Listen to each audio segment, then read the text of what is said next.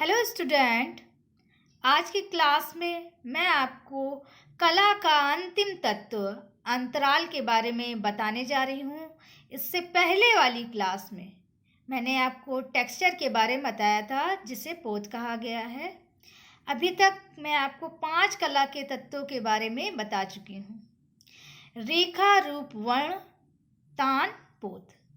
ठीक है, तो आज हम लोग अंतराल के बारे में पढ़ेंगे। कुल 6 कला के तत्व हैं, जिनको आप सीरियल के अकॉर्डिंग ही पढ़िए। ठीक है, कभी कभी पूछ लिया जाता है कि कला के तत्वों के बारे में बताइए, तो आप एक सीरियल के अकॉर्डिंग जब लिखेंगे तो ज़्यादा अच्छे से लिख पाएंगे। ठीक है, तो आज हम लोग अंतराल के बारे में पढ़ेंगे। चलिए स्टार्ट करते हैं। अंतराल। सबसे पहले हम लोग अंतराल का अर्थ जान लें कि अंतराल क्या है और कला के अंतर्गत अंतराल को क्या कहा गया है। ठीक है, कला की रचना में रचनाकार की अभिव्यक्ति होती है। जिस प्रकार एक गायक को आलाप की आवश्यकता होती है और कवि को शब्द की आवश्यकता होती है तथा मूर्तिकार को मिट्टी आदि माध्यम की आवश्यकता होती है, उसी प्रकार कलाकार को रेखा, रूप, वर्ण आदि माध्यमों की आवश्यकता होती है, जिनका वे एक धरातल में पूर्ण रूप से सृजन करता है। तभी वह उसका रूप पूर्ण रूप से निखर कर सामने आता है। अगर चित्रकार के पास धरातल ही नहीं होगा तो वो चित्र का सृजन नहीं कर पाएगा। यहाँ पे अंतराल का धरातल से तात्पर्य है कि उसमें रहकर कार्य को पूर्ण रूप से सुसज्जित करना। ठीक है, चलिए इसी के अंतर्गत पढ़ते हैं। अंतराल चित्र का वह तत्व है जिसके अभाव में संयोजन असंभव है।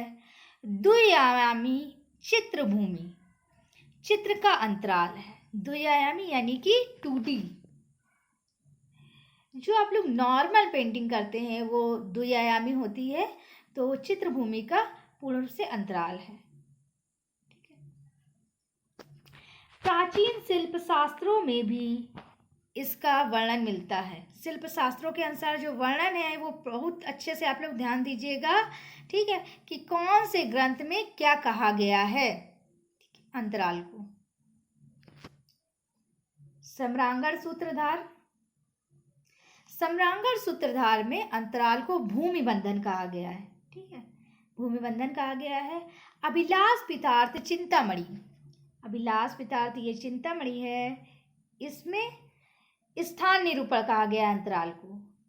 ठीक है, तथा विष्णु धर्मोत्तर पुराण, ये विष्णु धर्मोत्तर पुराण है, इसमें अंतराल को स्थान की संज्ञा दी गई है। ठीक है, तो आप ये एक विशेष रूप से ध्यान रखिए कि किसमें क्या कहा गया है। कभी कभी पूछ लिया जाता है स्थान निरूपण किसमें कहा गया है, तो अगर आपको पता होगा कि अभिलाष पितार्थ चिंतामणिकर में स्थान निरूपण कहा गया है तो आप अच्छे से उसको टिक कर सकते हैं। ठीक है, तो आपको ये पता होना जरूरी है ग्रंथ के बारे में। नेक्स्ट पढ़ेंगे। सर्वप्रथम अगर हम अंतराल की महत्ता की बात करें तो इसके बिना चित्र निरूपण असंभव है। कलाकार का यह कार्य क्षेत्र उसके मन का दर्पण है, जिस पर रहकर वह भिन्न भिन्न प्रकार के चित्र को निरूपित करता है। अगर ये चित्र धरातल ही उसके पास नहीं होगा तो चित्र का निर्माण नहीं कर सकता है। ठीक है, तो कला के अंतर्गत अंतराल का ये महत्व बताया गया है, जो कि होना बहुत ही आवश्यक है। इसके आगे अंतराल की परिभाषा की, अंतराल की क्या परिभाषा रही है। अंतराल की परिभाषा, चित्रकार जिस चित्र भूमि पर अंकन कार्य करता है वह स्पष्टतया द्विआयामी होती है। यही अंतराल अथवा स्थान होता है।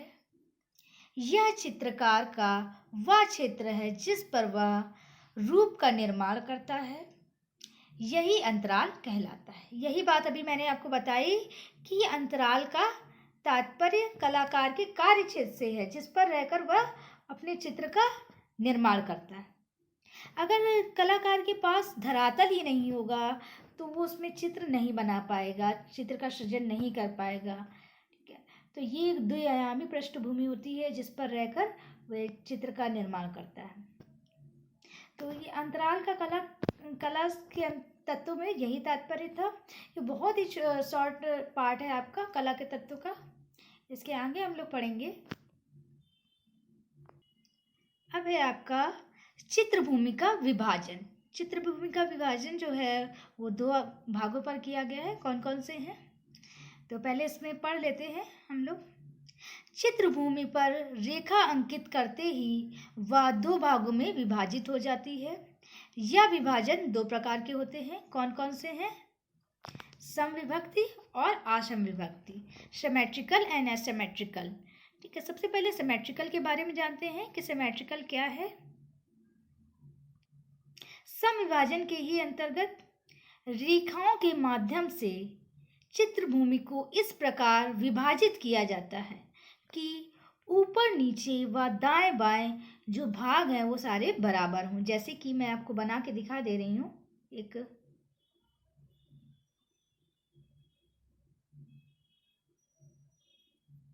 देख लीजिए, अब इसको मैं भाग कर रही हूँ इस टाइप से। अब देख लीजिएगा, ये ऊपर नीचे दाएं बाएं सब जगह बराबर है, तो इसी को समविभक्ति कहा गया, यानी कि सिमेट्रिकल फॉर्म।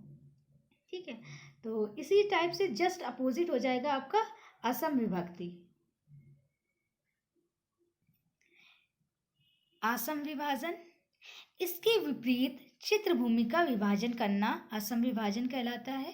इसमें चित्रकार पूर्ण रूप से स्वतंत्र होता है, वह किसी भी तरफ से लाइनिंग खींचकर कार्य कर सकता है। इसमें एब्स्ट्रैक्ट रेखांकन भी आ जाएगा। एक मैं आपको करके दिखा दे रही हूँ। इसमें चित्रकार पूर्ण रूप से स्वतंत्र होता है।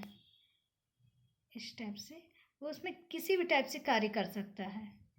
ठीक है, तो उसको कोई बाध्यता नहीं होती है कि वो इसी तरह से कार्य करे कि ऊपर नीचे दाएं बाएं सब जगह बराबर हो। वो किसी भी फॉर्म में कार्य कर सकता है, तो इसे हम असम विभक्ति कहेंगे। ठीक है, तो अंतराल के बारे में इतना ही, जो कि मैंने आपको बताया कि अंतराल को कला के अंतर्गत धरातल कहा गया है, जिसमें वह चित्रकार रहकर कार्य करता है। चित्रकार का कार्य स्थान भी कहा गया है अंतराल को, जो कि बहुत ही महत्वपूर्ण कला का तत्व रहा है, जिसके बिना कोई भी रूप का निर्माण नहीं हो सकता है। तो ये आपका लास्ट कला का तत्व था। इसके बाद मैं आपको कंपोजिशन, संयोजन के सिद्धांत के बारे में बताऊंगी, जो कि बहुत ही महत्वपूर्ण है। आप उन्हें अच्छे से पढ़िए। एक आपके कला के तत्व, एक आपके शिल्प सडांग और आपका संयोजन के सिद्धांत, ये हमेशा पेपर में पूछे जाते हैं, जो कि आप बहुत अच्छे से तैयार करके चलिए। ठीक है, तो अब नेक्स्ट वाली क्लास में मैं आपको संयोजन के सिद्धांत के बारे में बताऊंगी। ठीक है, थैंक यू स्टूडेंट।